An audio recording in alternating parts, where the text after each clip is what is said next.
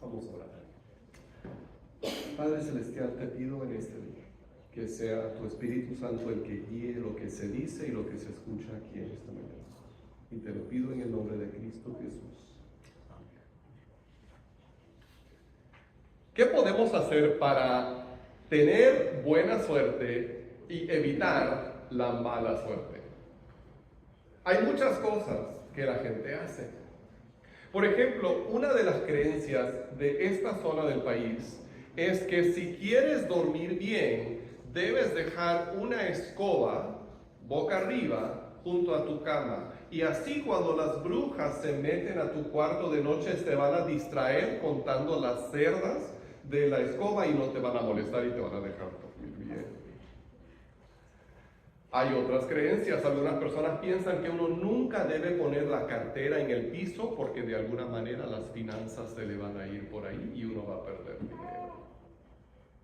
Y pues ni hablar de las patas de conejo y las cerraduras que se cuelgan en la pared y de sacar a pasear las maletas a la medianoche en la Nochebuena o en el Año Nuevo, para que uno viaje al año.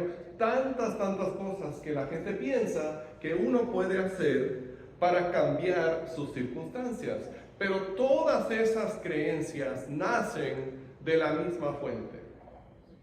Y es el deseo que tenemos todos nosotros de controlar nuestro destino. Todos queremos tener algún control sobre lo que nos sucede y queremos explicar por qué algo me fue mal o perdí dinero porque dejé mi cartera en el piso. Ya no voy a dejar mi cartera en el piso y no voy a perder dinero. ¿Se dan cuenta? Queremos explicar el por qué para poder tener algún control y evitar que nos vaya mal o hacer que nos vaya bien. Queremos controlar la suerte. Pero, ¿existirá la suerte? Jesús nos dice que hay algo mucho más importante. Él nos dice que en realidad la vida no está bajo el control de la suerte. Solo hay una cosa que podamos hacer para controlar el futuro. Y Él nos explica cuál es. En Lucas capítulo 13, versículos 1 al 9. Lucas capítulo 13, versículos 1 al 9. Esto es lo que dice la palabra de Dios. En aquella ocasión, algunos que habían llegado contaron a Jesús cómo Pilato había dado muerte a unos galileos cuando ellos ofrecían sus sacrificios. Jesús respondió: ¿piensan ustedes que esos galileos, por haber sufrido así, eran más pecadores que todos los demás galileos? Les digo que no. De la misma manera, todos ustedes perecerán, a menos que se arrepientan. ¿O piensan que aquellos 18 que fueron aplastados por la torre de Siloé eran más culpables que todos los demás habitantes de Jerusalén? Les digo que no. De la misma manera, todos ustedes perecerán, a menos que se arrepientan. Entonces les contó esta parábola. Un hombre tenía una higuera plantada en su viñedo, pero cuando fue a buscar fruto en ella no encontró nada. Así que dijo al viñador: mira, ya hace 3 años que vengo a buscar fruto en esta higuera y no he encontrado nada. Córtala. ¿Para qué ha de ocupar terreno? Señor, contestó el viñador, déjela todavía por 1 año más, para que yo pueda cavar a su alrededor y echarle abono. Tal vez así, más adelante, dé fruto. De lo contrario, córtela. Hasta aquí la lectura de la palabra de Dios. Ahora, esta historia comienza con un chisme. Decimos que las mujeres son muy chismosas, pero en este caso fueron unos hombres los que llegaron a Jesús con un chisme. Le llegaron a contar lo que había sucedido en el recinto del templo. El gobernador Pilato, sospechando que algunos galileos eran revolucionarios a escondidas, los había mandado matar ahí mismo en el templo mientras llegaban para ofrecer sus sacrificios a Dios. Entonces, cuando llegaron para matarlos, la sangre de estos hombres se derramó y se mezcló con la sangre de los sacrificios que ellos habían llevado para ofrecer al Señor. ¡Qué forma más espantosa de morir! Ahí en el lugar más sagrado, en la presencia de Dios, en el templo, como si fuera uno un animal de sacrificio, nada más. Ahora, seguramente, pensaba esta gente, seguramente esos hombres tuvieron que haber hecho algo terrible para merecer una muerte tan espantosa. Seguramente eran mucho peores que nosotros, ¿verdad? Y Jesús les dice que no. Ellos no eran más pecadores que los demás. Y luego él mismo les menciona otro desastre. Cuando se cayó una torre que formaba probablemente parte del muro de la ciudad y aplastó a 18 personas. Y la gente veía ese desastre y decía, wow, tuvieron que haber hecho algo para merecer ese destino. Tuvieron que haber cometido algún gran pecado. Y Jesús dice que no. Porque en realidad la vida no está bajo nuestro control. Y nos duele reconocerlo. Queremos controlar lo que nos pasa. Pero la Biblia nos dice en muchos lugares que no lo podemos hacer. Por ejemplo, Eclesiastés 9:11. La reflexión del sabio Salomón hacia el final de su vida. Dice esto: me fijé de nuevo que bajo el sol la carrera no la ganan los más veloces, ni ganan la batalla los más valientes.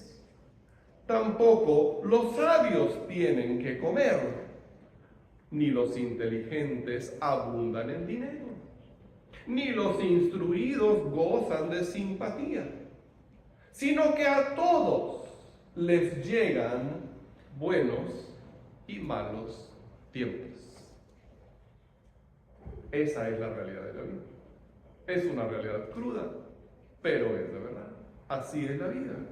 Queremos creer que todo nos irá bien si nos portamos bien. Queremos creer que si a alguien le va mal es porque se lo buscó. Pero la vida no funciona de esa manera. Es cierto que el sufrimiento existe en el mundo debido al pecado. Si no hubiese pecado, no habría sufrimiento. Pero un pecado en particular no lleva directamente siempre al sufrimiento. Ni porque vemos a una persona sufrir es porque cometió un pecado para merecerlo. A veces nosotros sufrimos por el pecado de otras personas. A veces otras personas sufren por nuestros pecados. Y a veces el sufrimiento realmente no tiene ninguna explicación. No lo podemos entender. Ahora, si es así, debemos tener mucho cuidado con juzgar a los demás. Porque simplemente no conocemos el porqué de lo que les está pasando. Si ves a alguien que sufre, no te pongas a especular con tus amigos qué habrá hecho para merecerlo, para que le vaya así de mal. Tú no lo sabes. Nosotros no somos Dios para saberlo. Solo Él sabe lo que cada uno se merece y por qué cada uno sufre. Hace algunos años falleció un vecino con cáncer, de la garganta. Y cuando una persona me llegó a comentar lo que le estaba pasando, la primera pregunta que le hice fue: ¿habrá fumado? ¿Se dan cuenta? Yo estaba buscando el porqué del sufrimiento de esa persona. ¿Será que se lo buscó? Seguramente cuando era más joven fumó y por eso le dio ese cáncer. Pero no sé, ni esa persona lo sabía. Y la ironía es que mi padre falleció de otro tipo de cáncer, pero que también se considera cáncer de fumador. Y mi padre no fumó ni un cigarrillo en toda su vida. Entonces buscamos el porqué de las cosas, pero no. A veces no existe un porqué. A veces no lo podemos explicar. Y por eso tenemos que tener mucho cuidado con juzgar. Porque siempre buscamos echarle la culpa a la persona por su propio sufrimiento, pero no lo sabemos. Ahora, por favor, no fumes, porque te hace daño. No seas necio, no te dañes a ti mismo. Pero deja de echarle la culpa al que sufre por su sufrimiento cuando tú no sabes cuáles son sus circunstancias. Deja el juicio en las manos de Dios. Ahora, si la vida no está bajo nuestro control, entonces ¿quién la tiene en sus manos? Creo que ya sabemos la respuesta. La vida está bajo el control del Señor. Por eso, lo más importante en la vida y la única cosa sobre la que nosotros tenemos algún control es nuestra relación con Dios. La única cosa que podemos hacer para tener algún control sobre nuestro destino es estar bien con Dios. Es arrepentirnos y acercarnos a Él. Jesús repite 2 veces en este pasaje la misma idea. Todos ustedes perecerán, a menos que se arrepientan. Podemos ver lo trágico que les pasa a otros y eso nos debe servir como escarmiento a nosotros, que nos puede pasar lo mismo si no nos arrepentimos. No podemos controlar la vida con escobas al revés o teniendo siempre la cartera al aire o cualquier otra superstición. Solo podemos volver a Dios con un corazón arrepentido. De hecho, hay una cosa segura en la vida. Hay una cosa segura. Y es que todos vamos a enfrentar el juicio. Un día todos vamos a estar delante de Dios y Él nos va a juzgar. Eso es seguro. ¿Y cómo vamos a responder? Podemos asegurar nuestro destino en ese día. De eso sí podemos estar seguros. Jesús contó una historia para que lo entendamos. Es la historia de un hombre que tenía una higuera. Ahora, ¿para qué tiene uno higueras? Para sacarle higos, ¿verdad? O sea, la higuera, seamos sinceros, no es un árbol tan hermoso, no es un árbol que uno siembra porque se ve tan bonito, es un árbol que sirve porque da higos. Entonces este hombre tenía una higuera y no le daba higos. Y pues, ¿qué dice? La voy a cortar. ¿Para qué va a estar aquí ocupando espacio que necesito para otras cosas? Pero su jardinero le propone que deje esa higuera un año más, con agua, con abono. Y si después de un año no da fruto, entonces se puede cortar. Ahora, ¿qué significa esa comparación? Significa que Dios nos da tiempo. Dios nos da tiempo para arrepentirnos, nos da oportunidades, nos cuida.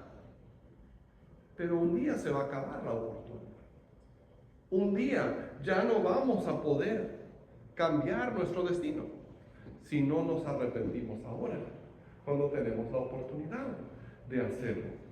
Y la realidad es que todos estamos bajo sentencia de muerte. Es por eso que Jesús dijo, todos ustedes perecerán al menos que se arrepientan, porque todos estamos bajo sentencia de muerte. La Biblia dice en Romanos 3:23, pues todos han pecado y están privados de la gloria de Dios. Todos, no algunos, ni siquiera la mayoría, todos. Y Romanos 6:23 dice, porque la paga del pecado es muerte. Entonces, si no nos arrepentimos, vamos a sufrir eternamente las consecuencias y el castigo de nuestro pecado. Ahora, hay personas en esta vida que están lejos de Dios y parece que les va muy bien. ¿Cómo explicamos su situación? Podemos decir que ellos están viviendo en ese año extra que el jardinero le pidió al dueño. Dios les está dando todavía más oportunidades para que se arrepientan, más tiempo, pero su paciencia no va a durar para siempre. El juicio va a llegar a todos los que no se arrepienten. Y si nosotros pensamos que estamos bien sin Dios, estamos viendo las cosas a muy corto plazo. Porque Él todavía en su bondad nos da más oportunidades. Pero un día se va a acabar su paciencia. Y las personas que estaban escuchando a Jesús en ese momento lo vivieron en carne propia. Porque 40 años después, en el año 70 después de Cristo, ellos sufrieron la destrucción de su ciudad donde estaba el templo de Dios y la muerte cruel de muchos. Y esa destrucción representa, prefigura, presagia el juicio de Dios que vendrá un día sobre todos. Entonces Jesús nos está llamando a escuchar y prestar atención a ese llamado al arrepentimiento antes de que sea demasiado tarde. Pero, ¿qué es el arrepentimiento? ¿Qué significa arrepentirse? Cuando hablamos del arrepentimiento, mucha gente piensa en lágrimas, en darse golpes de pecho, en hacer penitencias, porque a veces así nos han criado. Pero la Biblia usa dos palabras principales para referirse al arrepentimiento. En hebreo, en el Antiguo Testamento, se usa la palabra shuv. Y shuv significa regresar, dar la vuelta. Es como si fueras por el camino equivocado. Cuando voy usando el GPS, muchas veces me paso la vuelta y ¿qué me dice? De vuelta en U, porque esa es la forma más rápida de llegar. Tengo que regresar por donde vine, porque ya me pasé. Y eso es arrepentimiento. Arrepentimiento es dar la vuelta. Porque todos nosotros hemos vivido siendo egoístas, persiguiendo lo que nosotros queremos, prestándole atención al mundo y alejándonos cada vez más de Dios. Entonces, ¿qué es arrepentirnos? Es darnos golpes de pecho, es decir, ay, qué pena que voy por el camino equivocado. No, es darnos la vuelta y regresar y volver a acercarnos a Dios. Y la otra palabra que usa la Biblia es una palabra griega, que es metanoia. Y metanoia es un cambio en la forma de pensar. Es una transformación en la mente. En otras palabras, es llegar a ver las cosas de una forma distinta.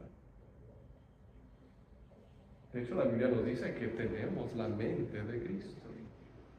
Cuando nuestra mente cambia, cuando nuestros pensamientos cambian, entonces cambia nuestra vida, cambian nuestras actitudes, cambian nuestras palabras. El verdadero arrepentimiento sucede cuando cambias tu forma de pensar y por ende cambias tu forma de vivir. Dejas de estarte alejando de Dios y te vuelves hacia Él. Ahora, ¿puedes llorar cuando haces eso? Claro. ¿Puedes tener sentimientos muy fuertes? Por supuesto. Pero el arrepentimiento no consiste en esos sentimientos, sino en la transformación de tu mente y de la dirección de tu vida, y de tus actitudes, y de tus acciones. Y la razón por la que podemos arrepentirnos es por lo que Jesús hizo en la cruz. El arrepentimiento se basa en el amor que Jesús mostró cuando entregó su vida por nosotros, en la sangre que Él derramó. Es su amor que nos llama, que nos atrae, que nos dice, deja ese camino que solo te va a llevar a la muerte y regresa a mí. Ese es el arrepentimiento. En la costa de mi país hay un enorme desierto Y cuando uno va manejando por ese desierto, en el calor hay muchos espejismos. Uno puede ver a lo lejos lo que parece un enorme lago, pero cuando se acerca, todo desaparece. ¿Por qué? Porque ese lago es solamente una aparición que es creada por las ondas de calor que van subiendo, que reflejan la luz de cierta manera, pero nunca hay agua ahí, es una apariencia solamente. Y si uno va persiguiendo esos espejismos en el calor y la sed que hace ahí en el desierto, nunca va a encontrar ninguna satisfacción. Porque llega a una y se desvanece, pero oh mira, ahí hay otra, y uno va detrás de ese espejismo y se desvanece, pero ahí hay otra. Nunca va uno a encontrar satisfacción. Pero imaginemos a una persona que va viajando por ese desierto y ve un letrero que dice agua con una flecha. Si esa persona es sabia, va a dejar de perseguir los espejismos y va a ir en dirección del agua. Ese es el arrepentimiento. Es dejar de perseguir lo que el mundo te promete. Es dejar de perseguir lo que tu corazón desea. Y es dar vuelta hacia el agua verdadera que Jesús te ofrece. Porque Jesús te ofrece una satisfacción que es para siempre. Él dice que su espíritu brota en ti como agua viva. Esto es lo que todos necesitamos. Pero en nuestra necedad no buscamos hasta que entendemos y escuchamos el llamado de Dios y nos volvemos hacia Él. Entonces no persigas espejismos, ilusiones. Encamínate por fe a Jesús. Confía solo en Él para el perdón de tus pecados. Dale el control de tu vida. Porque el único control que tenemos sobre nuestro futuro consiste en darle el control a Jesús. Vamos a orar. Padre Celestial, gracias Señor por ofrecernos la oportunidad de cambiar. De volvernos hacia ti, Señor, no de cambiar por esfuerzo propio, porque eso es imposible, sino, Señor, de volvernos hacia ti con la fe en Jesús y experimentar esa transformación. Te pido, Señor, que si hay alguien aquí en esta mañana que no ha experimentado ese cambio de vida, que tú lo traigas así. Y te lo pido en el nombre de Cristo Jesús. Amén.